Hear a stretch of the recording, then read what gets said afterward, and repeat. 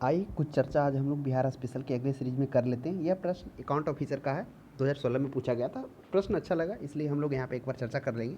यह जो आने वाला एग्जाम है कुछ दिन बाद 23 सितंबर को, इंपॉर्टेंट है 67 बीपीएससी के लिए। देखिए पहला प्रश्न कर रहा है, बिहार में विद्रोह का नेतृत्व किसने किया था। बिहार में 1857 है, वो छूट गया। 1857 की क्रांति का जो नेतृत्व आपको पता होना चाहिए कि वो वीर कुंवर सिंह के द्वारा किया गया था। आपने इस चीज़ की चर्चा हम लोग पहले भी कर चुके हैं, किस तरह की जो दानापुर की सैन्य टुकड़ी है वहाँ से विद्रोह कर फिर सोन नदी पार कर फिर वीर कुंवर सिंह के शरण में जाती है, वहाँ पर उनका सपोर्ट मिलता है, फिर वहाँ से कैदियों को छुड़ाता है। उसके बाद फिर वीर कुंवर सिंह और अंग्रेजों के बीच टकराव होता है, 1 से 2 बार होता है, एक बार अंग्रेज और दूसरे बार कुंवर सिंह जीतते हैं। फिर वो जगदीशपुर आते हैं, जगदीशपुर में जैसे ही वो प्रवेश करते हैं तो वह समय होता है 20 अप्रैल 1858। प्रश्न पूछा जाता है कि जगदीशपुर में पुनः प्रवेश कुंवर सिंह का कब हुआ, तो 20 अप्रैल 1858 ईस्वी को होता है। उसके बाद वो वहाँ का जो ब्रिटिश झंडा था वह उतारते हैं और जैकोबिन क्लब भारतीय झंडा को वहाँ पे लगाते हैं। उसके बाद फिर उनकी मृत्यु 9 मई 1858 को ईस्वी हुई होता है। बीच में बहुत सारा कहानियाँ भी हैं जो हम लोगों ने पहले चर्चा किया था, तो यहाँ पर पूछा गया तो वह वीर कुंवर सिंह हो जाएगा। नेक्स्ट हम लोग देखिए, टाटा लौह एवं इस्पात कंपनी की स्थापना सिंहभूमि जिले के साकची में किस वर्ष की गई थी, यह भी इंपॉर्टेंट है। तो वह जो की गई थी वह 1907 ईस्वी में, आपको पता होगा साकची नामक स्थान पर किया गया था, स्वर्णरेखा नदी के किनारे। उस समय झारखंड बिहार से अलग नहीं हुआ था, तो वही ऑप्शन नंबर बी हो जाएगा। नेक्स्ट हम लोग देखते हैं 3 में, पटना में बहावी आंदोलन का महत्वपूर्ण नेता कौन था। तो पटना में जो बहावी आंदोलन का महत्वपूर्ण नेता अगर बात की है तो वह सैयद अहमद। देखिए बहावी आंदोलन का हम लोग मॉडर्न हिस्ट्री में भी चर्चा किए थे कि किस तरह से 1821 ईस्वी के बाद पटना और बिहार में इसका नेतृत्व पहुँचता। ये सर सैयद अहमद बरेलवी होता, यही बहावी आंदोलन का नेतृत्व करता है, क्योंकि वह जब मक्का जाता तो एक व्यक्ति से प्रभावित होता और वो व्यक्ति का नाम ही बहावी रहता और उसी के नाम पर वो बहावी आंदोलन, एक दिल्ली का भी व्यक्ति रहता, उससे भी वो काफ़ी प्रभावित होता। वो चाहता है कि भारत में क्या हो, इस्लामों का देश भारत हो। जो अंग्रेज था वह इस तरह से उसमें, और दूसरा बात यह है कि ये जो आंदोलन स्टार्ट किया गया था वह जो मुस्लिमों के जो धार्मिक संप्रदाय था उसमें बिना कोई हस्तक्षेप ना हो, उसमें कोई तरह का मतलब छेड़छाड़ ना किया जाए, उसके लिए यह स्टार्ट किया गया था। तो यह हो जाएगा सैयद अहमद हो जाएगा, ऑप्शन नंबर बी हो जाएगा।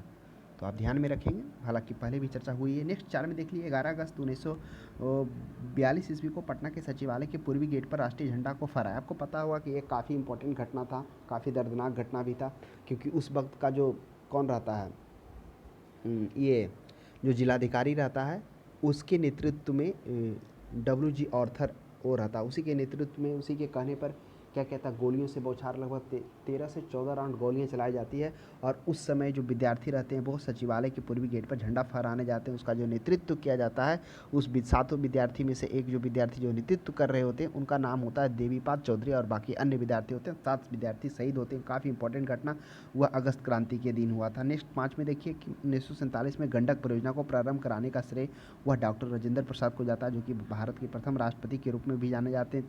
6 में देख लिए, किसने एक अलग राज्य के रूप में बिहार की स्थापना में महत्वपूर्ण योगदान दिया। तो वह जो बिहार के अलग स्थापना में, इसमें से सच्चिदानंद सिन्हा का तो ऑप्शन है ही नहीं, तो हो जाएगा वह राजेंद्र प्रसाद हो जाएगा। हालांकि सच्चिदानंद सिन्हा आपको पता होगा कि जैसे वो वकालत वहाँ से इंग्लैंड से जब पढ़ाई कर आते हैं उसके बाद वो 20 वर्ष की अवस्था में ही वो बिहार को एक अलग प्रांत बनाने की बात करने लगते हैं। मतलब 20 वर्ष में ही वो बढ़ चढ़कर इसका हिस्सा लेते हैं। मतलब काफ़ी जो अहम योगदान होता है 20 वर्ष से बंगाल को बिहार से अलग करने में, बंगाल प्रांत से बिहार को अलग करने में सच्चिदानंद सिन्हा का भूमिका होता ही होता है, साथ में अन्य लोगों का भी होता है, लेकिन यहाँ सच्चिदानंद सिन्हा का चर्चा नहीं है, तो वो डॉक्टर राजेंद्र प्रसाद हो जाएगा। और उन्हीं के सच्चिदानंद के ही श्रेय से 22 मार्च 1912 ईस्वी को बंगाल को बिहार से अलग किया गया। फिर देखेंगे कि बिहार से उड़ीसा को 1936 ईस्वी पृथक किया जाता है। तो इन सभी का, उनके साथ साथ में अन्य सभी नेताओं का भी महत्वपूर्ण हिस्सा रहा, जिसमें हम लोग सच्चिदानंद सिन्हा फिर देखा, फिर राजेंद्र प्रसाद देखा।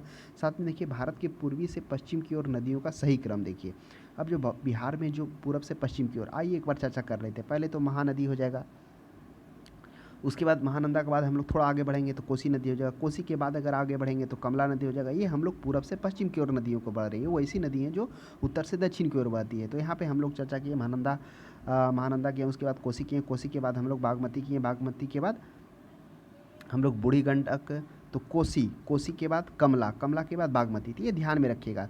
तो देखिए इसमें से ऑप्शन है कोसी, कमला, बागमती, यही है क्रम। तो हम लोग देख लेते हैं एक बार। वो इधर पहले हम लोगों ने महानंदा देखा, उसके बाद कोसी देखा, उसके बाद कोसी के बाद कमला देखा, कमला के बाद बागमती देखा, बागमती के बाद बूढ़ी गंडक, बूढ़ी गंडक के बाद गंडक, उसके बाद घाघरा। इस तरह से ये 7 नदियाँ हैं जो उत्तर से दक्षिण बहती हैं। और कुछ हम लोग ये भी देख लेते हैं कि जो दक्षिण से उत्तर की ओर नदियाँ बह रही है, जिसमें से कौन हो जाएगा, वह नदी हो जाएगा सोन नदी हो जाएगा, उसके बाद पुनपुन हो जाएगा, फल्गु वही गया से होकर गुजर रही है, किउल और अजय, ये सभी नदियाँ, ये भी ध्यान में रखना। 8 में आ जाइए, बिहार में रेल कोच का फैक्ट्री का केंद्र कहाँ है, वो मोकामा में है, ये आपको पता होना चाहिए, मोकामा क्षेत्र में बिहार में रेल कोच फैक्ट्री। 9 में देखिए, निम्नलिखित में से स्थानों में से कौन सा राजमार्ग नंबर 30 यानी कि NH 30 से जुड़े हुए हैं, तो ये ऑप्शन नंबर सी जो बख्तियारपुर है, यानी कि पटना प्रमंडल में बख्तियारपुर, पटना और आरा, यही है जो NH 30 से जुड़ा हुआ है। नेक्स्ट 10 में देखिए, 2011 में बिहार के निम्नलिखित जिलों में से कौन सा सर्वाधिक जनसंख्या वाला जिला है। देखिए सर्वाधिक जनसंख्या की बात करें तो वह पटना आ जाता है 58 पॉइंट समथिंग किलोमीटर के साथ, 58 लाख के साथ पटना आ जाता है, लेकिन पटना ऑप्शन में ही नहीं है। दूसरा नंबर पे अगर आप देखेंगे तो पटना के बाद जो स्थान आ जाएगा वह किसका आ जाएगा, ये पूर्वी चंपारण का, जो कि पूर्वी चंपारण जो पूर्वी चंपारण प्रमंडल में है उसके ऊपर हो गया पश्चिमी चंपारण, तो पूर्वी चंपारण भी ऑप्शन में नहीं है। तीसरा नंबर पर मुजफ्फरपुर आता, मुजफ्फरपुर ऑप्शन में नहीं, तो ऑप्शन नंबर डी हो जाएगा, इस ऑप्शन के अनुसार गया हो जाएगा। 11 में देख लिया, सबसे कम जनसंख्या बात किया तो वह शेखपुरा में 6 लाख समथिंग, दूसरे नंबर पर शिवहर है और तीसरे नंबर पर अरवल है। जनसंख्या घनत्व में बात की जाए तो 1100 समथिंग किलोमीटर के साथ 1102 या 8 के शिवहर सबसे ज़्यादा जनसंख्या घनत्व में। क्यों कारण है, क्योंकि आप जैसे ही पूर्वी चंपारण नीचे पश्चिमी चंपारण फिर सीतामढ़ी, इन दोनों के बीच में एकदम काफ़ी कम क्षेत्रफल में शिवहर है और उसके कारण जनसंख्या घनत्व वहाँ काफ़ी अधिक है। 2011 में देखिए, 2011 की जनसंख्या के अनुसार भारत की कुल जनसंख्या बिहार की जनसंख्या कितना परसेंट, ये भी अच्छा परसेंट है, वह 8.60% यानी ऑप्शन नंबर सी हो जाएगा। आपको पता होगा बिहार की जनसंख्या 10,40,99,452 है और भारत की पूरा जनसंख्या 121 करोड़ है, तो उसकी तुलना में 8.60% इसका भूमिका। 12 में देख लिए, निम्नलिखित में से कौन सा बिहार राज्य की 11वीं पंचवर्षीय, 11वीं पंचवर्षीय योजना आपको पता होगा 2000 कब से 2000 कह दीजिए कि 7 से 2012 5 वर्ष का था, 2007 से 2012 की पंचवर्षीय योजना था। इसमें से आपको क्या किया, जीडीपी को 8 से 10% बढ़ाने की बात हुई थी, तो जीडीपी की तो चर्चा नहीं, लेकिन कृषि जीडीपी, हाँ कृषि जीडीपी को 4% वार्षिक प्रतिशत दर की बढ़ाने से बात हुई थी। अगर पूरी जीडीपी की बात की है तो 8 से 10% रखा गया था। 70 मिलियन कार्य अवसरों को सृजन करने की बात की गई थी। शिक्षित बेरोजगारी को 5% तक नीचे, ये गलत है, ये शिक्षित बेरोजगारी को जो ये दिया हुआ है ये पॉइंट गलत है, ऑप्शन नंबर सी। और डी में अकुशल श्रमिकों की वास्तविक मजदूरी दर 50% तक बढ़ाना था, ये सही है, तो ऑप्शन नंबर सी हो जाएगा। नेक्स्ट 13 में देखिए, भारत में महात्मा गांधी ने अपने सत्याग्रह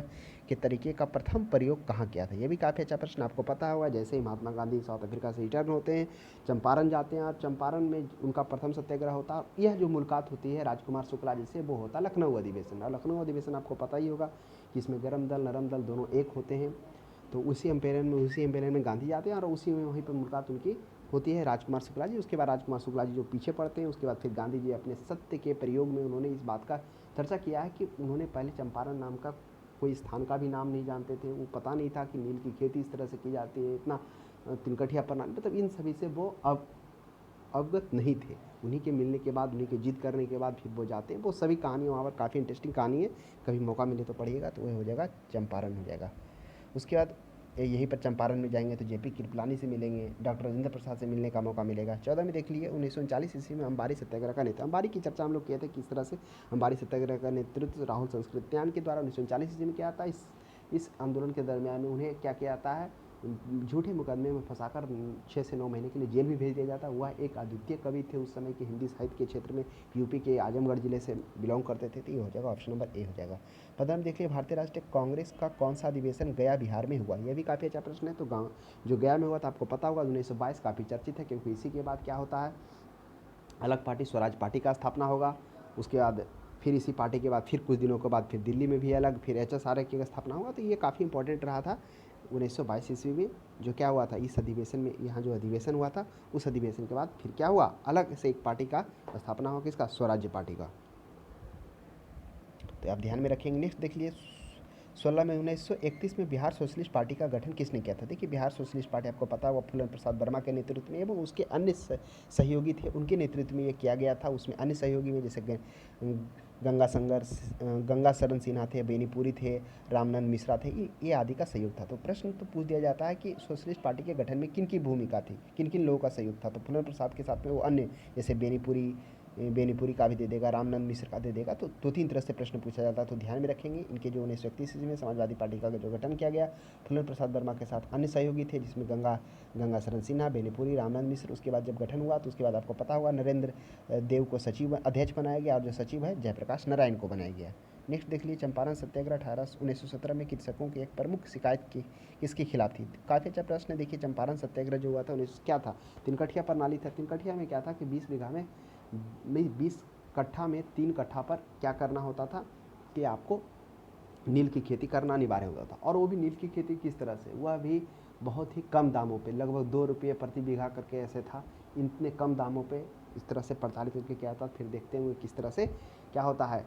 कृषि आयोग, नील आयोग का गठन होता है, क्योंकि एक जगह होता है नांगिया कर जगह होता है, वहाँ पर क्या होता है, कुछ किसानों मना कर देते हैं नील की खेती बोने से। धीरे धीरे फिर वो विद्रोह और जगह फैल जाता है, फिर और किसानों का सपोर्ट मिलता है, फिर बाद में इधर से ये जवाहरलाल नेहरू एवं अन्य नेताओं का भी सहयोग मिलता है।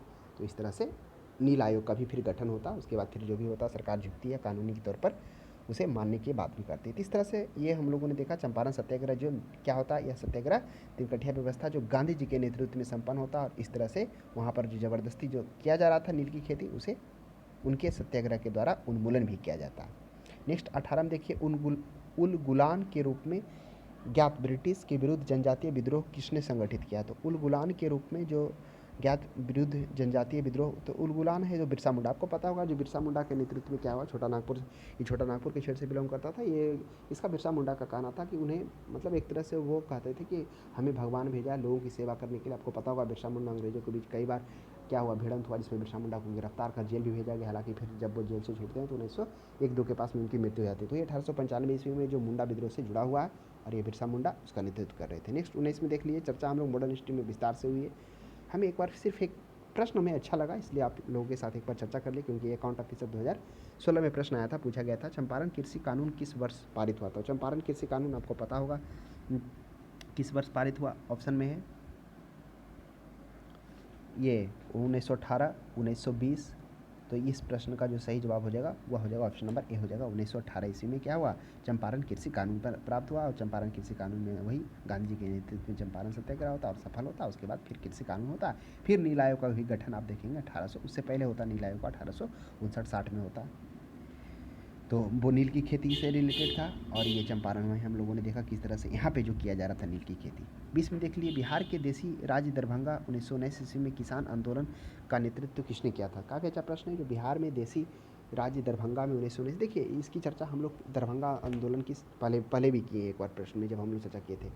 क्या होता है थोड़ा सा समझिए। 1919 ईस्वी में मधुबनी जिला के किसानों को दरभंगा राज्य के विरुद्ध आंदोलन के लिए स्वामी विद्यानंद जो होते हैं, स्वामी, option number A Swami Shraddhanand, है ना, तो उन्हीं के द्वारा क्या कहता है, दरभंगा में किसानों का नेतृत्व इन्हीं के द्वारा संभाला जाता है। तो इस प्रश्न का जो सही जवाब हो जाएगा वह हो जाएगा स्वामी श्रद्धानंद हो जाएगा, जिन्होंने किसान आंदोलन के नेतृत्व को दरभंगा में संभाला था। तो आज के लिए इतना ही। अब हम लोग फिर नेक्स्ट कुछ और सीरीज में देख लेते हैं। अगर छोटा छोटा टॉपिक रहेगा उस पर हम लोग चर्चा कर लेंगे, क्योंकि अब तो एग्जाम बहुत नज़दीक है।